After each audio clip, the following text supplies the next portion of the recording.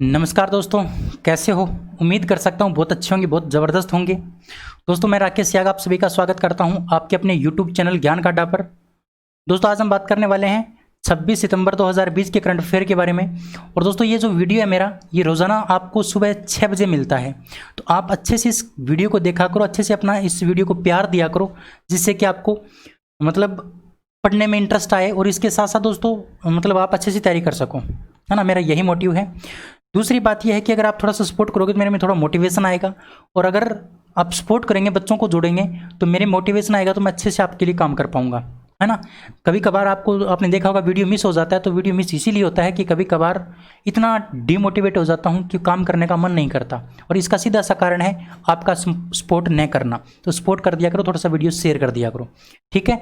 और टाइम ध्यान रखा करो, 6 बजे अपने आप वीडियो के ऊपर आ जाया करो अच्छे से पढ़ने के लिए। चैनल पर अगर आप पहली बार आए हैं तो आप चैनल को सब्सक्राइब करके बेल आइकन को जरूर प्रेस करेंगे, क्योंकि यहाँ पर कम से कम आपको 10 क्लास डेली मिलती हैं। 10 क्लास आपको डेली मिलती है मेरे प्यारे दोस्तों, ठीक है। तो चलिए क्लास को स्टार्ट करते हैं और बात करते हैं 26 सितंबर 2020 के करंट अफेयर के बारे में। चलिए, पहला क्वेश्चन है कि रसायन और उर्वरक मंत्रालय ने हाल ही में देश में कितने प्लास्टिक पार्क स्थापित करने के लिए मंजूरी दी है। दोस्तों जो रसायन और जो उर्वरक मंत्रालय है उसने देश के अंदर कितने प्लास्टिक पार्क स्थापित करने की मंजूरी दी है। तो मेरे दोस्तों मैं आपको बता दूं, 10 पार्क स्थापित करने की मंजूरी दी है। किसने दी है? रसायन और उर्वरक मंत्रालय ने। कितने पार्क स्थापित करने की? 10 पार्क स्थापित करने की। और वो कौन से पार्क होंगे? वो प्लास्टिक पार्क होंगे। अब वो 10 पार्क कहाँ कहाँ बनाए जाएंगे उनके बारे में भी हम डिस्कस करते हैं। देखिए, रसायन और उर्वरक मंत्रालय ने हाल ही में देश में 10 प्लास्टिक पार्क स्थापित करने की मंजूरी दी है। और दोस्तों यह पार्क 2019 में लॉन्च की गई प्लास्टिक पार्क योजना के तहत स्थापित किए जा रहे हैं। तो इंपॉर्टेंट बात मैंने आपको बता दी यहाँ पर, 2019 में एक प्लास्टिक पार्क योजना स्थापित की गई थी या लॉन्च की गई थी, और उसी प्लास्टिक पार्क योजना के तहत ये जो 10 पार्क हैं प्लास्टिक पार्क, ये स्थापित किए जा रहे हैं। और दोस्तों ये जो प्लास्टिक पार्क हैं ये कहाँ पर स्थापित किए जा रहे हैं? मुख्य रूप से मध्य प्रदेश, असम, तमिलनाडु, ओडिशा, झारखंड, छत्तीसगढ़ और उत्तराखंड, ये कुछ राज्य मैंने आपको बताए हैं। इन राज्यों के अंदर 10 प्लास्टिक पार्क स्थापित किए जा रहे हैं, ठीक है। तो बड़ी इंपॉर्टेंट बात है, बड़ा इंपॉर्टेंट क्वेश्चन आपके लिए, ध्यान रखना। भारत सरकार ने पार्क की स्थापना की परियोजना लागत को 40,000 करोड़ रुपए प्रति परियोजना के हिसाब से मंजूर किया है। यानी एक पार्क के ऊपर कितने करोड़ रुपए का मतलब खर्चा आएगा? तो 40 करोड़ रुपए का खर्चा आएगा, ठीक है ना। 40 करोड़ रुपए का खर्चा आएगा, कहने का मतलब टोटल 400 करोड़ रुपए का खर्चा आएगा 10 प्लास्टिक पार्कों के ऊपर। अच्छा, रसायन और उर्वरक मंत्री कौन है? तो ये भी बड़ा इंपॉर्टेंट क्वेश्चन है। रसायन और उर्वरक मंत्री जो है ना, उनका नाम है श्री DV सदानंद गौड़ा। सदानंद गौड़ा जी जो हैं वो क्या हैं? आपके रसायन और उर्वरक मंत्री हैं दोस्तों, केंद्रीय रसायन और उर्वरक मंत्री हैं ये। तो उम्मीद कर सकता हूँ क्वेश्चन आपको अच्छे से समझ में आया होगा। अगर समझ में आया तो आप वीडियो को लाइक करेंगे, शेयर करेंगे और चैनल को सब्सक्राइब जरूर करेंगे। और इसका PDF प्राप्त करने के लिए आप हमारे टेलीग्राम चैनल को ज्वाइन करेंगे, और हमारे टेलीग्राम चैनल का जो लिंक है वीडियो के डिस्क्रिप्शन में दिया गया है, वहां से आप ज्वाइन कर सकते हैं। आगे बढ़ते हैं। अगला क्वेश्चन है कि किस राज्य सरकार ने मोक्ष कलश योजना 2020 को प्रशासनिक मंजूरी दी है। दोस्तों मोक्ष कलश योजना 2020 को प्रशासनिक मंजूरी किस राज्य सरकार ने दी है? तो जो मोक्ष कलश योजना 2020 है उसको मंजूरी दी है मेरे प्यारे दोस्तों राजस्थान ने। किसने दिया है? राजस्थान ने इस मोक्ष कलश योजना 2020 को प्रशासनिक मंजूरी दी है। अच्छा, ये है क्या? इसके बारे में बात करते हैं। इस योजना का मुख्य उद्देश्य क्या है उसके बारे में डिस्कस करते हैं। देखिए, राजस्थान के मुख्यमंत्री अशोक गहलोत ने मोक्ष कलश योजना 2020 को प्रशासनिक मंजूरी दी है। अगर हम बात करते हैं तो दोस्तों अपनों की अस्थियां गंगा में प्रवाहित करने के लिए हरिद्वार आने जाने के लिए जो पूरा का पूरा जो खर्चा है उसका भुगतान कौन करेगा मेरे दोस्तों? देवस्थान विभाग करेगा। कौन करेगा? देवस्थान विभाग करेगा। ये मोक्ष कलश योजना 2020 लॉन्च किया राजस्थान के मुख्यमंत्री अशोक गहलोत ने। और इसके तहत क्या किया जाएगा? जो भी मतलब कोई भी मतलब बूढ़ा बुजुर्ग है, वो उनका स्वर्गवास हो जाता है, उनका निधन हो जाता है, तो उनकी अस्थियां बहाने हम गंगा के पास जाते हैं या गंगा में अस्थियां बहाने जाते हैं। तो ज़्यादातर हरिद्वार जाते हैं हम। तो हरिद्वार आने जाने के लिए जितना भी खर्चा होगा मेरे प्यारे दोस्तों, वो कौन देगा? राजस्थान का देवस्थान विभाग देगा, ठीक है। राजस्थान का देवस्थान विभाग वो पूरा का पूरा खर्चा देने वाला है। इस मोक्ष कलश योजना 2020 के तहत। और दोस्तों राजस्थान राज्य पथ परिवहन निगम की बसों से निःशुल्क यात्रा कराने के लिए मोक्ष कलश योजना 2020 शुरू की गई है।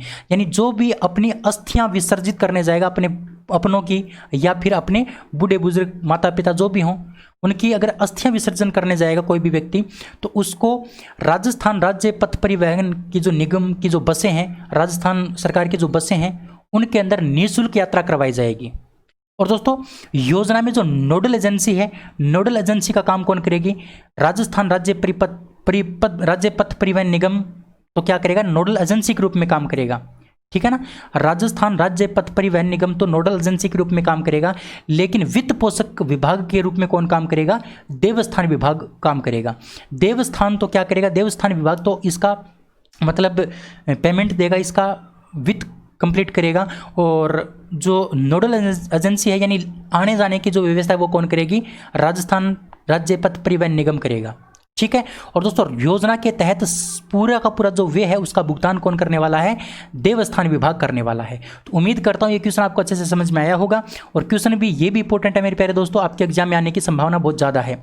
आगे बढ़ते हैं, नेक्स्ट क्वेश्चन की बात करते हैं। अगला क्वेश्चन है कि हाल ही में किस देश के पूर्व खिलाड़ी डीन जोन्स का मुंबई में निधन हो गया?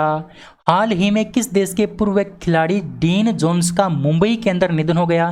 तो ध्यान रखना मेरे प्यारे दोस्तों, जो डीन जोन्स हैं ये कहाँ के खिलाड़ी थे? तो उम्मीद करता हूँ ये आपको पता होगा। ये जो थे ये ऑस्ट्रेलिया के खिलाड़ी थे। क्या थे? ऑस्ट्रेलिया के खिलाड़ी थे मेरे प्यारे दोस्तों। और जो जब 1989 का जब मतलब विश्व कप जीता था ऑस्ट्रेलिया ने, तब इस टीम के अंदर शामिल थे डीन जोन्स। इनका मुंबई के अंदर क्या हो गया? निधन हो गया। तो ये क्वेश्चन भी इंपॉर्टेंट है। आगे बढ़ते हैं। अगला क्वेश्चन है कि केंद्र सरकार ने 24 सितंबर 2020 को कितने राज्यों को खुले बाजार से 9,913 करोड़ रुपए अतिरिक्त कर्ज लेने की मंजूरी दी है? दोस्तों केंद्र सरकार ने 24 सितंबर 2020 को कितने राज्यों को खुले बाजार से 9,913 करोड़ रुपए अतिरिक्त कर्ज लेने की मंजूरी दी है? तो उन राज्यों की संख्या है मेरे प्यारे दोस्तों 5। कितने राज्य हैं वो? 5 राज्य हैं। 5 राज्यों को केंद्र सरकार ने खुले बाजार से 9,913 करोड़ रुपए का अतिरिक्त कर्ज लेने की मंजूरी दी है। तो ऑप्शन नंबर आपका जो डी है वो क्या हो जाएगा? बिल्कुल करेक्ट हो जाएगा। अच्छा इस क्वेश्चन के बारे में डिस्कस करते हैं। देखिए, वित्त मंत्रालय ने खुले बाजार में उधार के माध्यम से आंध्र प्रदेश, तेलंगाना, गोवा, कर्नाटक और त्रिपुरा को 9,913 करोड़ रुपए की अतिरिक्त वित्तीय संसाधन जुटाने की अनुमति दी है। दोस्तों मैं आपको बता दूं वो 5 राज्य कौन कौन से हैं जिनको ये कर्ज लेने की मंजूरी मिली है। तो आंध्र प्रदेश 1 नंबर हो गया, तेलंगाना 2 हो गया, गोवा आपका 3 हो गया, कर्नाटक 4 हो गया और त्रिपुरा आपका क्या हो गया? 5 हो गया। दोस्तों यह अनुमति कोविड-19 संकट के कारण राजस्व में कमी के बीच वे जरूरतों को पूरा करने के लिए राज्यों को दी गई है। यानी यहाँ पर मतलब क्या है, थोड़े ज़्यादा मतलब कोरोना वायरस के मामले हैं तो वहाँ पर राजस्व की कमी है और वे करना भी ज़रूरी है, यानी खर्च करना भी ज़रूरी है। लेकिन पैसों की अगर कमी होगी तो खर्च कैसे करेंगे? इसीलिए इनको अतिरिक्त कर्ज लेने की मंजूरी मिली है 9,913 करोड़ रुपए की। और दोस्तों यह अनुमति इन राज्यों को one nation one ration card के क्रियान्वयन के बाद मिली है। यानी जब से one nation one ration card का क्रियान्वयन हुआ है उसके बाद ये अनुमति दी गई है इन राज्यों को। तो उम्मीद कर सकता हूँ क्वेश्चन बड़ा इंपॉर्टेंट था, अच्छा क्वेश्चन था, उम्मीद करता हूं आपको समझ में आया होगा। आगे बढ़ते हैं। अगला क्वेश्चन है कि भारत ने 23 सितंबर 2020 को स्वदेश निर्मित परमाणु क्षमता वाली किस मिसाइल का सफल परीक्षण किया है? दोस्तों भारत ने 23 सितंबर 2020 को एक स्वदेश निर्मित परमाणु क्षमता वाली एक मिसाइल का परीक्षण किया है। उसका नाम आपको बताना है। तो उसका नाम है मेरे प्यारे दोस्तों पृथ्वी-2। पृथ्वी-2 नाम की जो मिसाइल है, परमाणु क्षमता वाली मिसाइल, इसका 23 सितंबर 2020 को परीक्षण किया है, सफल परीक्षण भारत ने। ऑप्शन नंबर ए आपका बिल्कुल क्या हो जाएगा? करेक्ट हो जाएगा। ऑप्शन नंबर ए आपका बिल्कुल करेक्ट हो जाएगा। उम्मीद कर सकता हूं अच्छे से आपको ये बात समझ में आई होगी मेरे प्यारे दोस्तों, ठीक है। अच्छा अब हम यहां पर बात करते हैं इस क्वेश्चन के बारे में। तो देखिए, भारत ने स्वदेश निर्मित परमाणु क्षमता वाली पृथ्वी-2 मिसाइल का सफल परीक्षण किया है। तो उस मिसाइल का नाम आपको ध्यान रखना है जिसका सफल परीक्षण किया गया है, तो पृथ्वी-2 उसका नाम है। अच्छा, सतह से सतह पर मार करने वाली कितने किलोमीटर तक मार कर सकती है? 350 किलोमीटर तक मार कर सकती है। और इसका नाम है मेरे प्यारे दोस्तों पृथ्वी 2। और ये क्या कर सकती है? अपने साथ 500 से लेके 1000 किलोग्राम तक के क्या कर सकती है? आयुध ले जाने में भी सक्षम है। यानी ये 500 से लेके 1000 किलो तक का आयुध का जो सामान होता है, युद्ध का जो सामान होता है, वो भी अपने साथ ले जा सकती है। और ये 350 किलोमीटर तक मार करती है मेरे प्यारे दोस्तों। और ये सतह से सतह प्रवार करती है ना, सतह से सतह के ऊपर क्या करती है? मार करती है। ये भी बड़ी इंपॉर्टेंट बात है दोस्तों। इसका पहले भी क्या हो चुका है? परीक्षण हो चुका है। और पहले जो परीक्षण हुआ था वो कब हुआ था? 20 नवंबर 2019 को हुआ था। और कहां पर हुआ था? चांदीपुर के अंदर हुआ था। चांदीपुर के अंदर 20 नवंबर 2019 को भी इस पृथ्वी 2 का सफल परीक्षण किया गया था। लेकिन वर्तमान में फिर से इसका सफल परीक्षण किया गया है दूसरी बार। और दोस्तों पृथ्वी 2 मिसाइल को सेना में कब शामिल किया गया था? तो 2003 में शामिल किया गया था। कब शामिल किया गया था? 2003 में शामिल किया गया था पृथ्वी 2 मिसाइल को।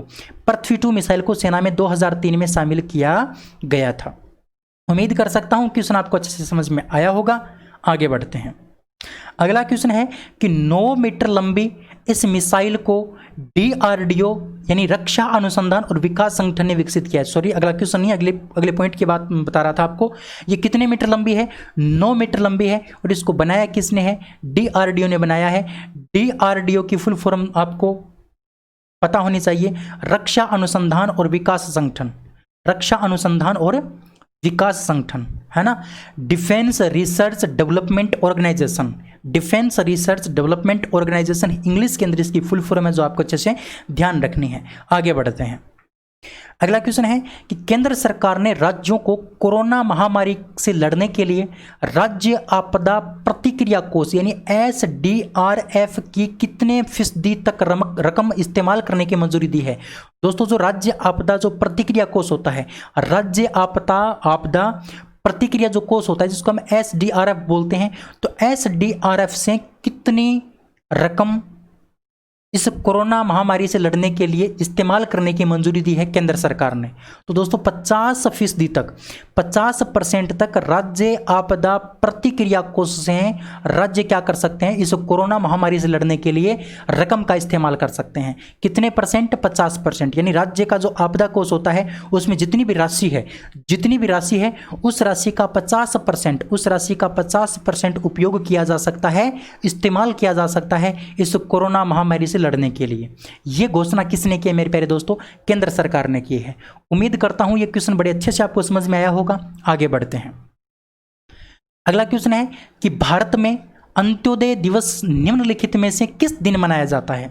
दोस्तों अंत्योदय दिवस निम्नलिखित में से किस दिन मनाया जाता है? तो मैं आपको बता दूं, यह जो दिवस मनाया जाता है यह आपका 25 सितंबर को मनाया जाता है। कब मनाया जाता है? 25 सितंबर को मनाया जाता है अंत्योदय दिवस। भारत में अंत्योदय दिवस जो मनाया जाता है वो 25 सितंबर को मनाया जाता है मेरे प्यारे दोस्तों। और इस क्वेश्चन के बारे में डिस्कस अगर हम करें तो देखिए, 25 सितंबर को पंडित दीनदयाल उपाध्याय की जन्म वर्षगांठ के उपलक्ष्य में देश भर में अंत्योदय दिवस के रूप में मनाया जाता है। अच्छा, किसकी याद में यह दिवस मनाया जाता है? तो ध्यान रखना, पंडित दीनदयाल उपाध्याय की जन्म दिवस की उपलक्ष्य में यह मनाया जाता है। पंडित दीनदयाल उपाध्याय के जन्म दिवस के उपलक्ष्य में यह मनाया जाता है मेरे प्यारे दोस्तों। और पंडित दीनदयाल उपाध्याय एक क्या थे? विचारक थे, इतिहासकारक थे और इसके साथ साथ राजनीतिक कार्यकर्ता भी थे। दोस्तों अन्योदय या फिर अंत्योदय का अर्थ क्या होता है? अंत्योदय या फिर अन्योदय का अर्थ होता है मेरे प्यारे दोस्तों समाज के कमजोर वर्गों को ऊपर उठाना। अंत्योदय का मतलब होता है समाज में जो कमजोर जो वर्ग हैं उस कमजोर वर्गों को ऊपर उठाना। इसका क्या है मेरे प्यारे दोस्तों? इसका मतलब अर्थ है इस अंत्योदय का। और इस अवसर पर देश में क्या किया जाता है? रक्तदान शिविर आयोजित किए जाते हैं, संगोष्ठी आयोजित की जाती है और दोस्तों सम्मेलनों का भी क्या किया जाता है? आयोजन किया जाता है इस अंत्योदय दिवस के उपलक्ष्य में। उम्मीद कर सकता हूं अच्छे से यह क्वेश्चन आपको समझ में आया होगा। आगे बढ़ते हैं। अगला क्वेश्चन है कि संयुक्त राष्ट्र पर्यावरण कार्यक्रम यानी UNEP के क्षेत्रीय राजदूत के रूप में निम्न में से किसे नियुक्त किया गया है? दोस्तों संयुक्त राष्ट्र पर्यावरण कार्यक्रम UNEP के क्षेत्रीय राजदूत के रूप में किसे नियुक्त किया गया है? तो ध्यान रखना मेरे प्यारे दोस्तों, खुशी चिंदालिया को UNEP ने क्षेत्रीय राजदूत के रूप में नियुक्त किया है भारत के अंदर क्षेत्रीय राजदूत के रूप में UNEP यानी संयुक्त राष्ट्र पर्यावरण कार्यक्रम ने किसे नियुक्त किया है? तो खुशी चिंदालिया को किया है। दोस्तों मैं आपको बता दूं, खुशी चिंदालिया को पर्यावरण के प्रति लगाव के चलते संयुक्त राष्ट्र पर्यावरण कार्यक्रम यानी UNEP ने भारत के लिए क्षेत्रीय राजदूत नियुक्त किया है। और दोस्तों फरवरी 2021 तक विभिन्न जागरूकता कार्यक्रमों पर टुंजा इको जनरेशन के साथ ये काम करेंगे। किसके साथ काम करने वाली है मेरे दोस्तों? ये तो टुंजा इको जनरेशन के साथ काम करने वाले हैं। टुंजा इको जनरेशन के साथ काम करने वाले हैं आपकी खुशी चिंदालिया, जिनको UNEP ने भारत के अंदर क्षेत्रीय राजदूत के रूप में क्या किया है? नियुक्त किया है। उम्मीद कर सकता हूं अच्छे से ये क्वेश्चन आपको समझ में आया होगा। आगे बढ़ते हैं। अगला क्वेश्चन है कि विश्व फार्मासिस्ट दिवस निम्नलिखित में से किस दिन मनाया जाता है? विश्व फार्मासिस्ट जो दिवस है, वर्ल्ड फार्मासिस्ट जो डे है, वो कब मनाया जाता है? तो ध्यान रखना मेरे प्यारे दोस्तों, विश्व फार्मासिस्ट जो दिवस मनाया जाता है वो आपका 25 सितंबर को मनाया जाता है। कब मनाया जाता है? 25 सितंबर को मनाया जाता है। ऑप्शन नंबर सी आपका क्या हो जाएगा? बिल्कुल करेक्ट हो जाएगा मेरे प्यारे दोस्तों। अच्छा, इस क्वेश्चन के बारे में डिस्कस करते हैं। तो देखिए, विश्व फार्मासिस्ट दिवस हर साल 25 सितंबर को दुनिया भर में मनाया जाता है।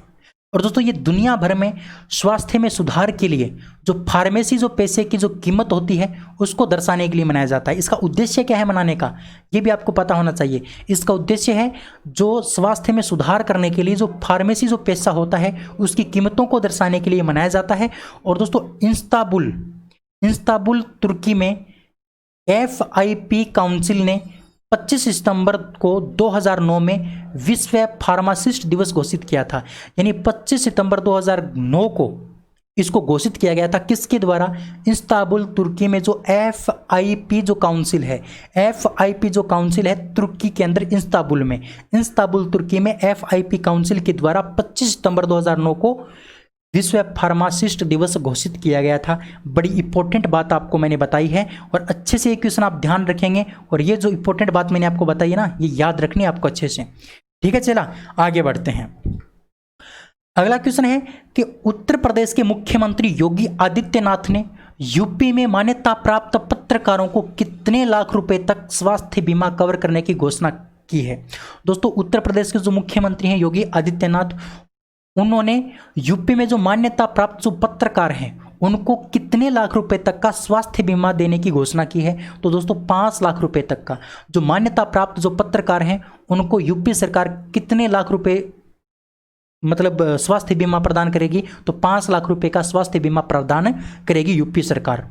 इस क्वेश्चन के बारे में डिस्कस करते हैं। देखिए, कोरोना महामारी के बीच उत्तर प्रदेश में मान्यता प्राप्त पत्रकारों के लिए बड़ी घोषणा हुई है। और दोस्तों सरकार ने कहा है कि प्रदेश के सभी मान्यता प्राप्त पत्रकारों को राज्य सरकार 5 लाख रुपए तक का स्वास्थ्य बीमा क्या करेगी? प्रदान करेगी।